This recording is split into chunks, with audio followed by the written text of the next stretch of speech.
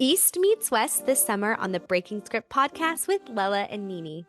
We are finally diving into the captivating realm of Asian dramas before returning to our first love, the highly anticipated countdown to Christmas Hallmark movies. Come along as we look for glimmers and more in Asian pop culture storytelling and Hallmark summer movies. Welcome back. I'm Lala, a non-French speaking French Canadian. And I'm Nini, a first-generation ABC, that's American-born Chinese, who speaks broken Chinglish. And if you're new to the Breaking Script podcast, we are sister-in-laws and mental health advocates on a mission to spread joy and glimmers, the opposite of triggers, while offering ways to stretch your windows of tolerance through watching Hallmark movies. And finally, we are getting to Asian dramas. We have 4 unique segments that give you a guide to review, or what we like to call break script, with the healthy and unhealthy romantic and family relationships, as well as behaviors in Hallmark movies, and the Asian pop culture show that we're covering right now, and also Asian drama episodes are very, very soon upon us. We still have our boba ratings and the same 4 breaking script segments with some trauma-informed neuroscience, polyvagal theory sprinkled in that will magically turn your Hallmark movie and Asian drama watching experience into a more meaningful self-care session. So today's episodes are episode 3 and 4 of Netflix Super Rich in Korea. So episode 3, the title is Seoul, Paris, Milan. David contemplates a penthouse in one of Seoul's priciest high-rises, while Aren jets off to Paris Fashion Week, where a gift from Miu Miu awaits her. Episode 4, The Art of Italian Flirting. David may be in the 1% of Singapore, but is he a romantic flop? Even with his Ferrari and Chanel, he struggles to charm next to the charismatic Teo. Ooh la Woohoo! la. Back to our regularly scheduled programming. Yep. I'm so excited. Lala, we are so excited about this because I hope that by covering Asian dramas, this is like East meets West, West meets East. My hope is that Asian drama fans discover Hallmark and Right? Hallmark fans discover Asian dramas because So there's true. strength in numbers. And together, I feel like we can make a Hallmark Asian American but filmed in Canada drama channel happen. Oh, but filmed in Canada. I love that. That's my dream. Well, because that's where Hallmark movies are filmed. True. Like I 90% of wish, Hallmark movies are filmed. and most of them are filmed out west, but I would love for more of them to be filmed in the Toronto area. So That like would I be could so see fun. it. Yeah. I know, right? One day, one day. Also, guys, boba break is late. I don't know if I've ever mentioned, but I wanted boga break. Boba break to be that we actually got boba and like had like ASMR style drinking, chewing boba while reading Hallmark movie log lines. Oh my And gosh. discussing where we're inspired to go and what we want to eat when we go there. That's what boba break is for. It brings me joy. But then Lala went carnivore, Yeah, I know. I was and just that was thinking about that. that. That kind of killed that dream. Love carnivore, but I do miss a nice uh like just a black tea, boba drink. Yeah. Like Yeah. no, I don't even like the brown sugar boba. Like I just want a milk tea. Like that's it. With boba, but it Yeah. doesn't even need to have the brown sugar in it. I don't need like popping boba or whatever. Like I just love the OG. Yeah. The OG. That's okay. One day, but not right now. Not right now. But you know what though? What? We it's still called boba break, so we can pretend we're drinking boba, or like I can True. soak in the joy that the thought of boba brings me. But it's not just the boba. Maybe I can drink the boba because it's like it's the popcorn chicken. You could do that without the Yeah, I could just eat breading. grilled a grilled piece of chicken. Yeah, Just yeah, cut it yeah. into bites.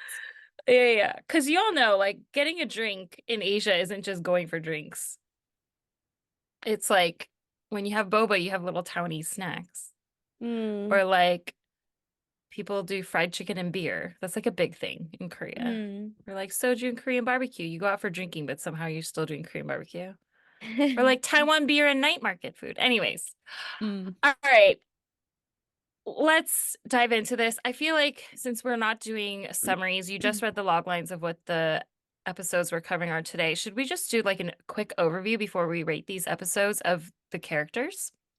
Sure, go ahead. Okay, so introducing the main characters, if you missed our last episode, what we love about these Korean shows is that they have MCs. The commentary, it's like a reality show within a reality show. It's like Inception.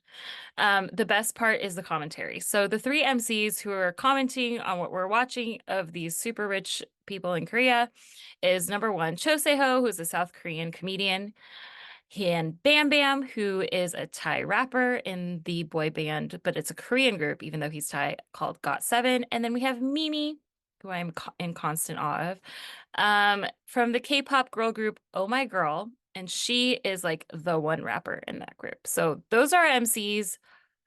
My kids actually watched with me this week and they loved the Really? MCs. Yes, we were That's hilarious. watching it last night.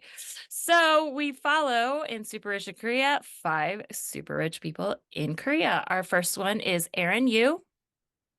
Did you know, Lala, that in like Asian culture, like when people sometimes when people introduce themselves, you'll get like their height, their weight, their birth date, their blood type. Really?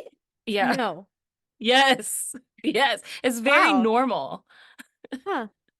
She's 169 centimeters and 39 to 40 kilograms, which translates to 5 foot 5 inches and 85 pounds. 85. Okay, she looks 85 pounds. She is Because skin and bones.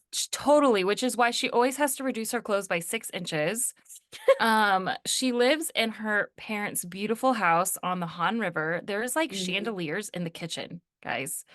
She's a client ambassador, acts as a bridge that links clients to brands. She's a client ambassador for like Louis Vuitton, Alexander McQueen, Shatsi Mm. Chen, shout out, who is a Taiwanese designer, and Miu Miu.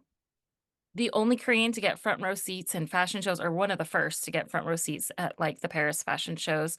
Her dressing room is bigger than her bedroom. And not only that, she took over her sister's dressing room, which is on like a different floor. Like each family member has their own floor, which is Mhm. huge in Korea. Like there's not a whole lot of land. So you build up. Right. Her clothes are probably worth, I don't think probably, for sure are worth more than the parents' house that she's living in. Oh, yeah, probably. Billions of won here. She wants to be a fashion icon and she's studying hotel management at Cornell and wants to bring American fashion shows to Korea. That was really long. Moving right along. Number two is Noor Naem. She loves purses and bags more than clothes, loves fall and Korean barbecue because she says that her soul is in Seoul, Korea. She's a top content creator in the Middle East, started in high school. She was the first channel in the Middle East and North Africa um, doing content in Arabic. She has more in the show. She says she has more than 10 million subscribers. She's at 20 million when I checked like a couple weeks Dang. ago. Anyways, in episode 4 today, we learned that she was raised by a single mom. I And she and her know. mom were refugees after the war in Mm. Iraq. So she's self-made. It's totally inspiring rags to riches Yes. story. It's incredible. Number 3, who's probably our most eccentric character, brings the comedy here, is David Yong, who is Singapore's top 1% super rich. That's how he introduces himself. He shows up in a private jet. That's like how they introduce him. He did uni in UK. He's a lawyer by training. His family was in timber. They were a big timber conglomerate in Mm. Singapore. So he runs an investment company because that's what trust fund kids do. Um, just kidding.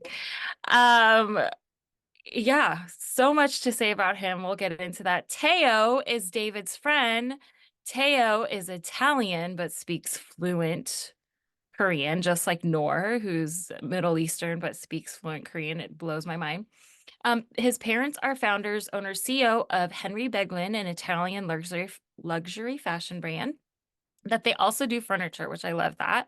Mhm. They import, but he wants to be a self-made man. He doesn't want to just be in the family business. So he imports liquors and is a chef and has cooking classes like in this VIP cooking studio in Korea, which I think is like I feel like that's so like stereotypical of an Italian man to be like, I'm So in Korea and true. I'm going to teach cooking Cooking. classes to, that's probably like how he hits on girls.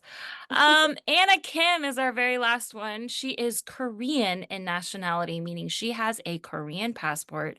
She was raised there for most of her life. As of the time of filming, she had been a Korean citizen for 10 years, in Korea total for 24 years. She went all the way from elementary school through university, but she is Pakistani and married into a noble Pakistani family. And we're going to get into it. We haven't seen it all yet, but when you see her houses, it makes the Korean houses that David's looking at like look like nothing. I know. Did you And agree? we didn't see her in these last two episodes, did we? No, it was only in, was it like the second episode we got introduced to Yeah. her? I Yeah. knew there was someone missing. Yep. That's who it is. And you're going to really enjoy it. So, shall we go into it? Are we going to rate each episode? Yeah. Go ahead. So this is the part of our episode where we give these each episodes a rating. So Nini, what did you give episode 3 out of 10 bobas? Um, it was, to be really honest, it was a 6. Okay, I feel it was a 5 for me, but Yeah. that's only because like I have to be honest, nothing happened. Yes, exactly. I But it mean, was, you'll see why it was necessary. okay, like I mean Aren went to the fashion show, which was cool. And I have to preface that my favorite genre of TV is reality. Like I watch tons of reality.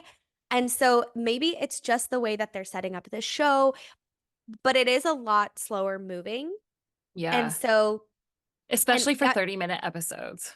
it might be intentional, but I think that's this one. There was a lot of like, we were kind of stuck in the same scene for a long Hmm. time.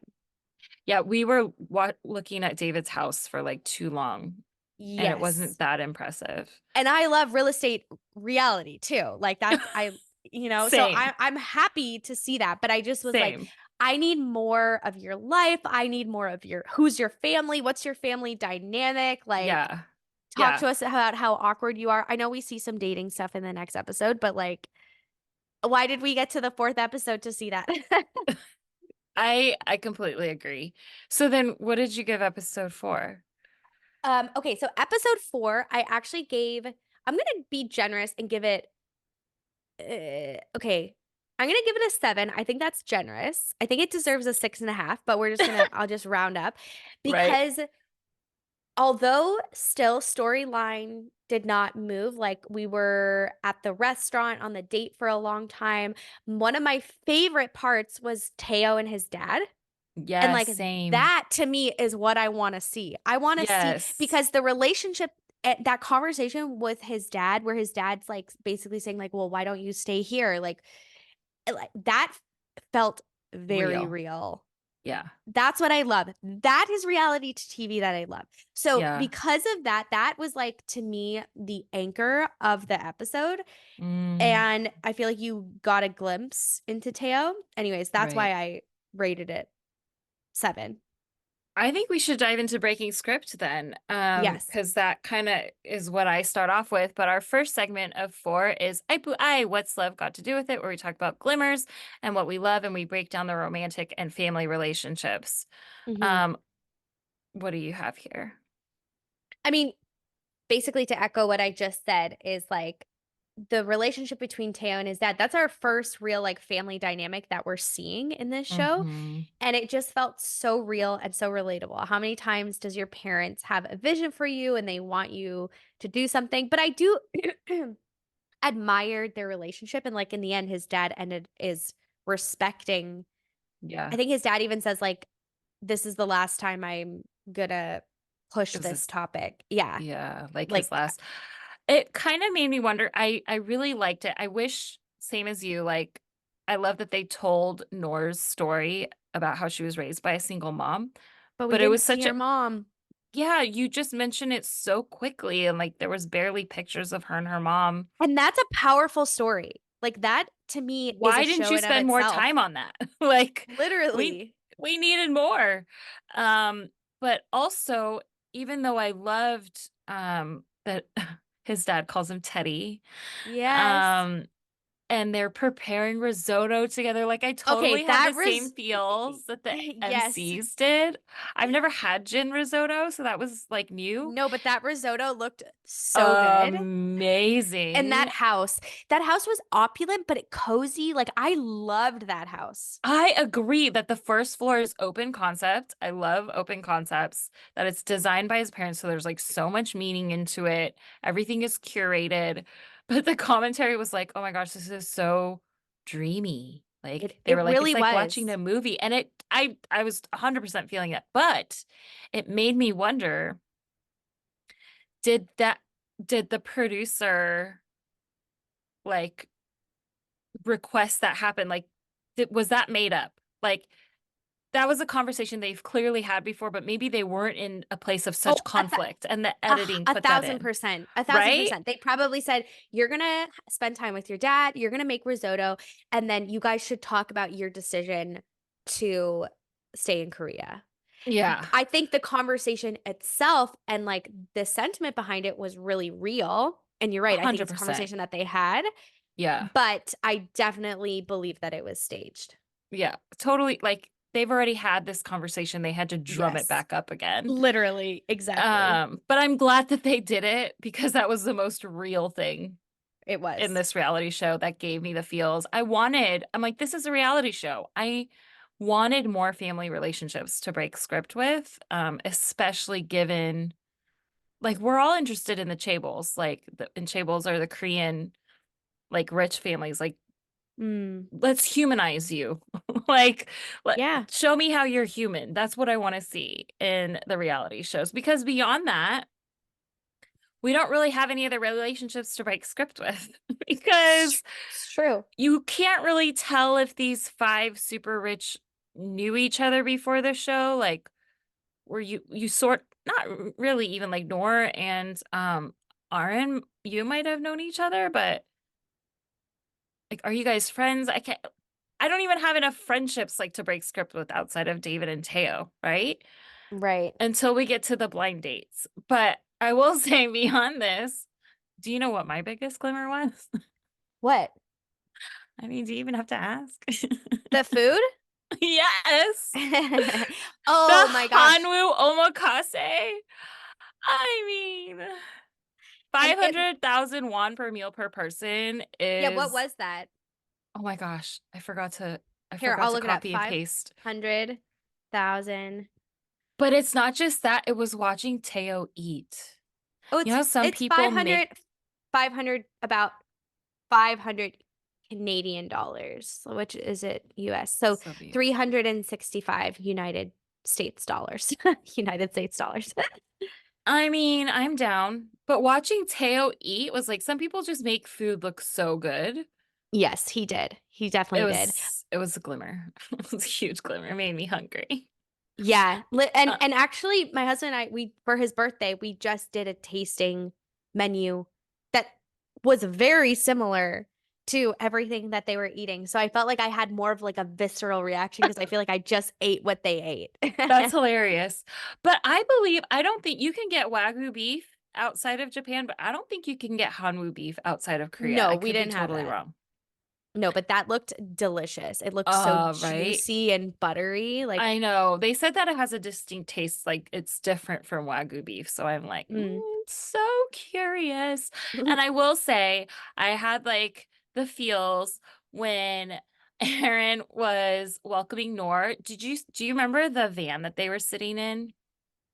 Um, When Noor came to Korea, she was getting like her beauty treatments oh, yes, yes. and they were like being turned into like K-pop star vibes. Yeah. That van is like what all celebrities in Korea, that's how they travel. Oh. Like that type of van. That's like their equivalent of like a limo. Yeah, 100%. They travel in Interesting. those types of vans. It's not like the Mercedes Sprinter van. It's like my brother and I actually we have a lot of fond memories of traveling in a van like that, like with our family. Like not obviously not as it wasn't leather or anything, but it was like I can't remember I need to look up the name and talk about it next time. But anyway, I thought it was cute, but they were talking about I had the feels when Aren was telling Nora like, "Oh yeah, there's Korean jong, like it's Korean love, like where sometimes when you go and order food, they give you more food than you expect. Like there's this hospitality and they'll Mm. like, give you more to make you feel more welcome and like they're really hospitable.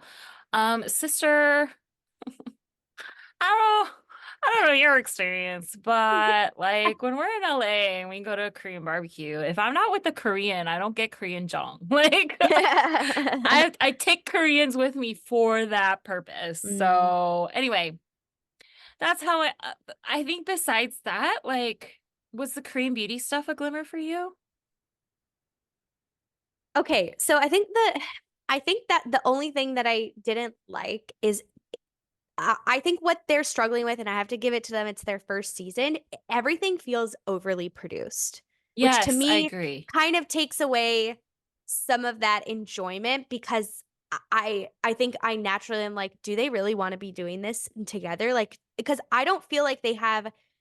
I know we see them in the first episode and Noor is coming to Aren's house, but like that's the first time she's ever been there. Like, do they have an established relationship? I think I'm looking for more depth. And then I'm Yeah. like, this just feels like setup, Yeah, I agree. unfortunately. Because all of my Whereas like glimmers, yeah.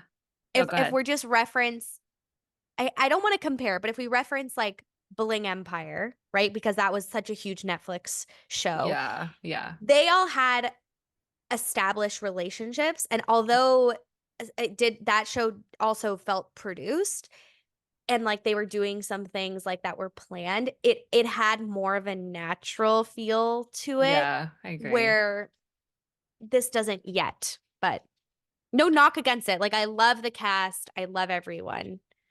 Same. I know. I love the vibes. I love the MCs. I love what they're doing. I don't know if they're going to get picked up again with what That's we've what got I'm wondering. here. There's I not don't enough to have pick up on. enough.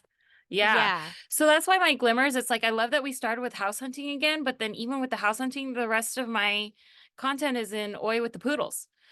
And then Yeah. same thing with like I had a glimmer where Mimi, the MC, Hmm. says like she feels like she knows David already. She feels so close to him. Like she I'm feels like, like she what knows show how are you watching? kind and innocent he is. I was like, that was so precious. She was like, he's so honest.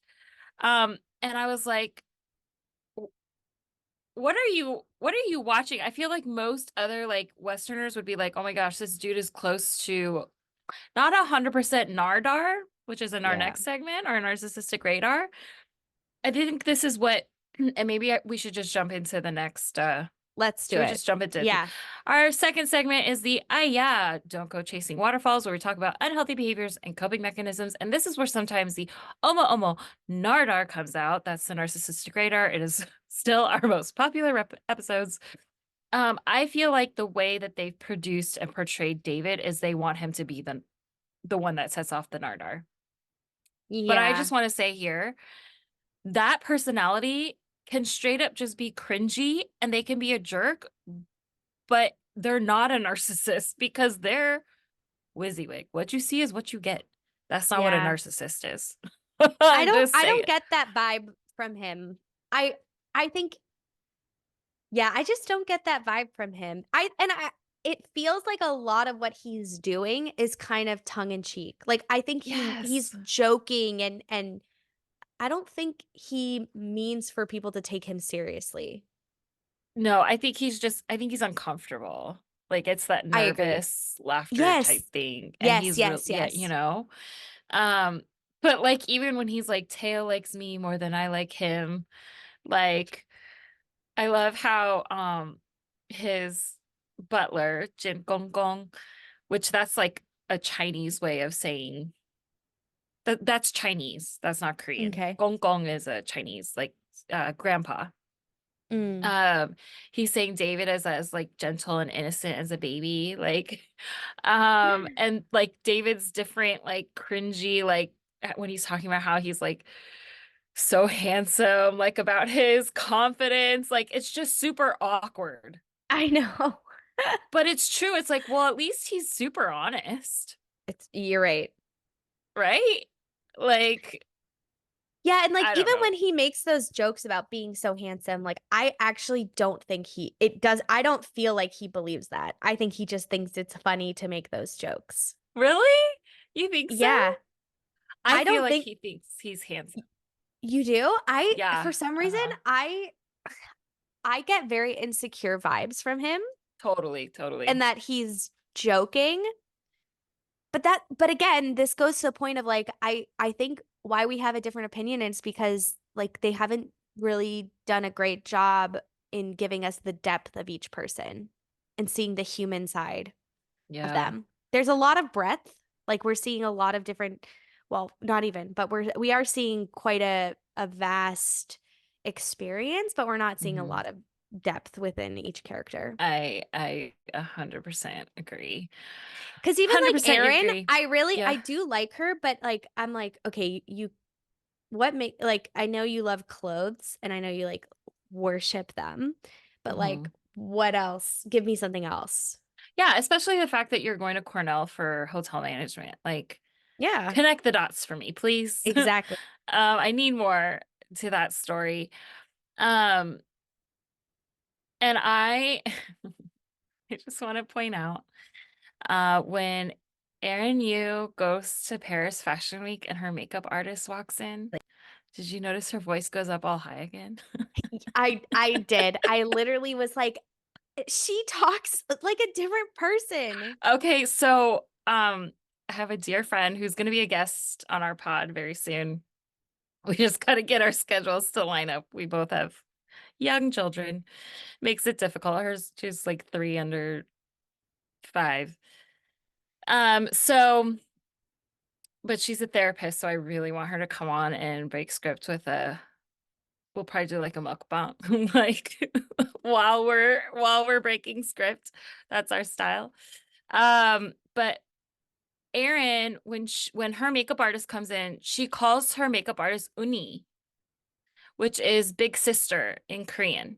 Oh, So I okay. don't know if do you know this already? Like in Korean and Chinese, and even Taiwanese and Mandarin are a little bit different.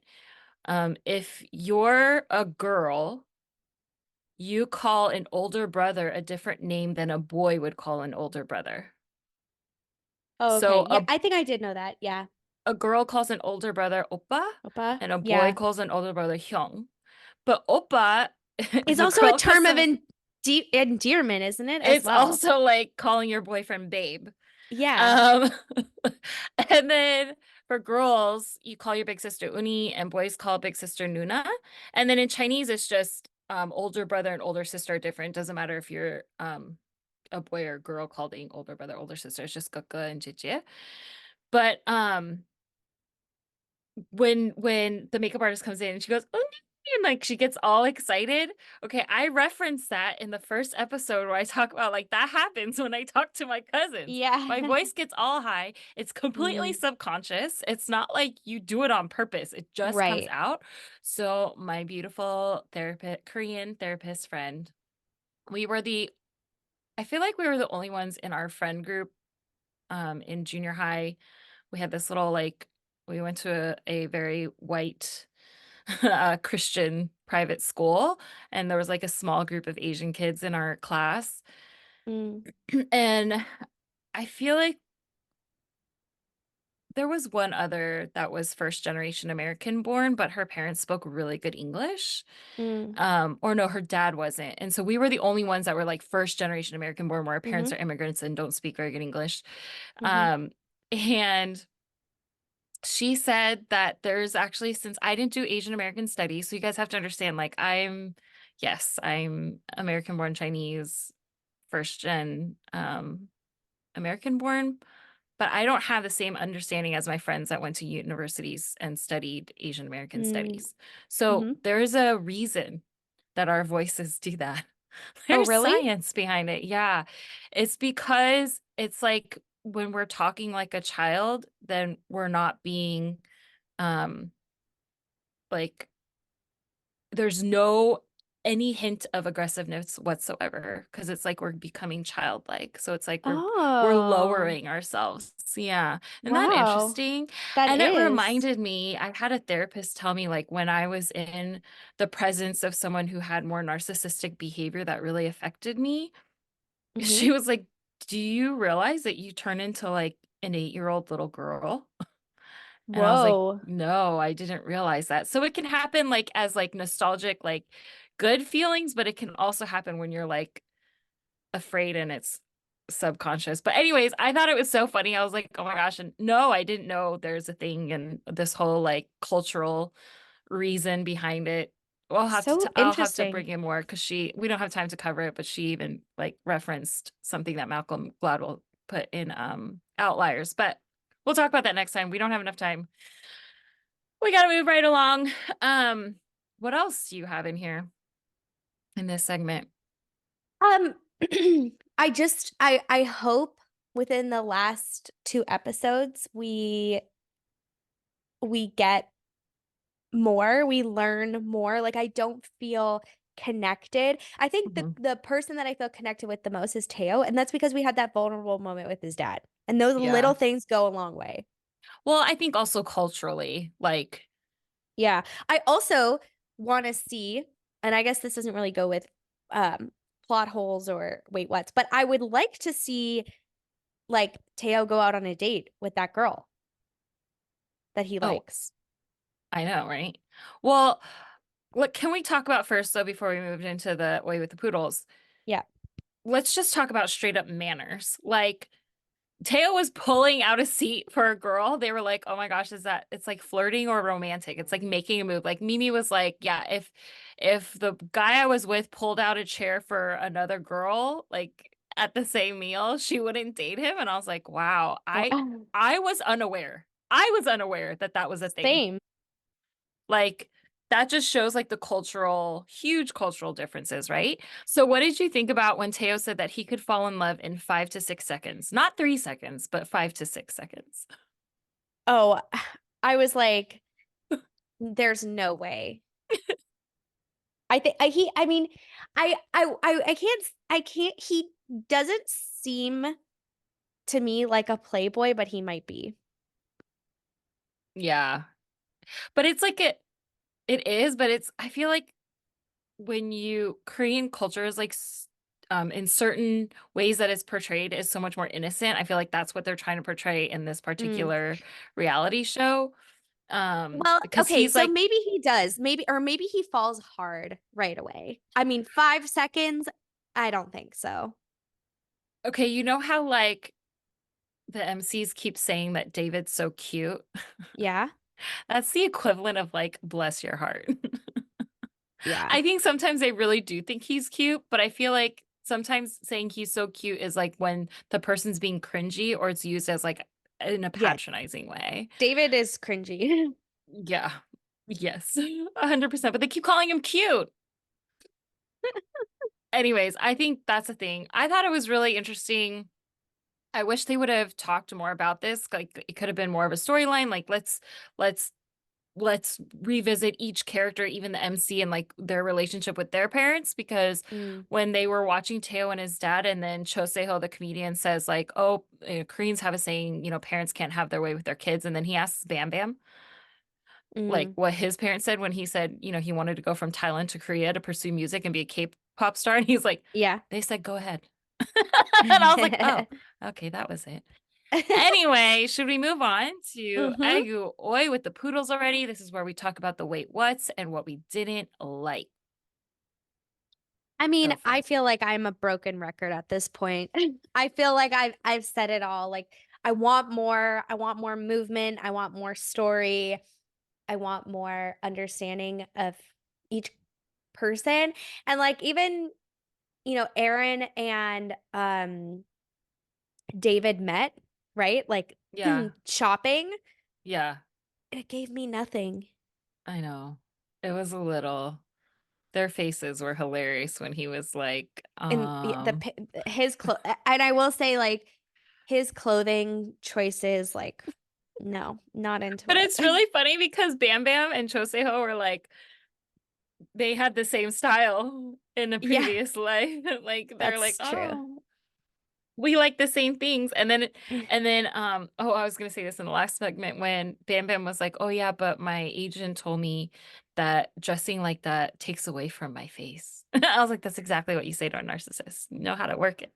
I Oh, don't think dang. he's a narcissist, but I'm just saying that's something that you would do. That's crazy. But listen, Mr. Comedian makes a comment that Teo must be too serious about food. Excuse me, are you Korean? Like, you can't be too serious about food. I'm sure you are too. Like, how are you saying this? Also, even though my glimmer was like that this was crazy rich house hunters in Korea, um, I I feel like the part where they're like Teo is flirting with everyone, like, is that his strategy for being a wingman? I'm very confused. Like, this isn't like, have you met my friend Ted? It's more like, is he doing it Yeah. on purpose that he's turning on the charm and getting, do you think he's doing it on purpose or is it subconscious? Like that No, he's I think he's a nice person. And like that's what I was saying. I think like flirting is a strong word. Like I think he's just like a charismatic person. I didn't really feel like he was overly flirty, and also like the American version of flirting is very different. So, totally, it's a cultural thing because they were like, oh, yeah. he even, because touch is like very, for conservative Koreans, like, as a big deal. Like, you don't touch. Obviously, you don't Yeah. even pull out a chair for a woman. For us, like, Yeah. that's manners. Yeah. Um, but I thought it was strange considering like manners, that when they were looking at the different houses, the realtor, in episode 1, I forgot to mention this, mentioned that Jenny from Blackpink lived in the building that they were looking at. Oh, yeah. Why would you do that with someone who hasn't even purchased? Like, what? That's not a selling point. Like, excuse me, privacy. Like, don't the True. celebrity, like, why would you air that? Or maybe that was for the show. I Like, think that she was wouldn't probably for the normally do show. that. And I maybe don't she doesn't know. live there anymore. Maybe she lived there because I I don't know. feel like they were pretty They like wouldn't open do about where that that was. then. Yeah. Yeah, that's so bizarre. Well, also, I didn't like that episode 2 left us on a cliffhanger and then like because we were all like wanting to know the price, right? But then it kept us Yeah. hanging. You didn't give Never us resolved. the price right away. Like it was only one of 6 houses in Bumpo, Gangnam, a building apparently known for its exclusive status because even Mimi's like, "Oh, it's one by Lee." Like it has as many bathrooms as it does elevators. Mm. Has 3 bathrooms and they call them lifts. Um, 5 bedrooms and 4 terraces. When you have a penthouse like that, why would you not have a personal pool? If you have 3 elevators, do you want to share a pool? Like, Probably not.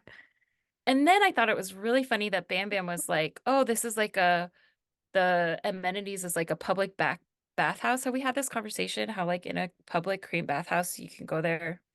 Like in K-dramas, they'll go sleep in because they're 24 hours. They'll go sleep there if they have nowhere else to sleep. Yeah, that's like the ghost spa here. But then people walk around naked in like the girl and in like the male That's female sections. Is that's that like the ghost. Yeah. oh, you guys have those too in Yeah. Toronto? Yeah. But they do back scrubs for you. Have you They ever don't done do that? that. No, but I've seen that. They don't have that at the place that Have you we seen go. where it's like the black stuff pills off your skin? It's like a very Yes. Korean thing. Yeah. Anyway, we gotta keep going. Why did Subby point out the Chanel brooch right away at the blind date? Like, why are you trying to point out his negative features in front of these 2 women he just met? Mm. Right? Like, Yeah. what are you doing? And the Maybe they giving of thought the it would be flowers, the whole funny. blind date, the introduction was so awkward. I don't know how It it's gonna was. end. Do you have anything else here before we move on? Nope. Okay, we're ending with Jayo fighting happily ever after, which is what we think happens after the episode or show who we are rooting for, what we would like to see. What do you got here? Well, I am really interested to see if, and now I can't remember her name, the one that's married, they live in Pakistan, they're royalty. Yes, Anna I want Kim. Anna Kim, thank you. I want her story. I want to figure out what happens. I know, right? Like, why Yeah. we missed her. She was a missing presence in these 2 Yeah, I episodes think for because she sure. was such a big like the idea of her life and how she grew up in Korea and her brother, and they feel more Yeah. Korean than they do Pakistani. Like I think that's so interesting, and like how much she loves Yeah. Korea, but she can't be there because her husband doesn't have his documents to go there. So I want to see more of that. Yeah, I agree. I think it's interesting if you think about it. We have more backstory and family story for those that are not Asian, True. which makes sense. Asians are pretty private about their family life. So, Mm, anyways, I don't think this is going to happen. It feels very sad to me that both girls like Teo and both men like Kunji. I'm like, why can't everyone have a happy ending? Why can't you I just like, know. Teo and Sally, Kunji and David, or swap? I don't care. But I don't think that's going to happen. But but yeah, we'll just end with that because I've already seen them, so I can't talk more here. But that's it. We'll come back. We only have one more of Super Rich in Korea, and then we're gonna move on to Asian dramas. I can't believe it. Thanks for breaking script with us. Please share this episode on your socials and tag at the Breaking Script podcast. Follow and hit the notification bell button so you never miss an episode. If you haven't yet, please rate and review an Apple Podcast so we can spread more Hallmark glimmers with the world. We'll see you next time. Bye. Jayo.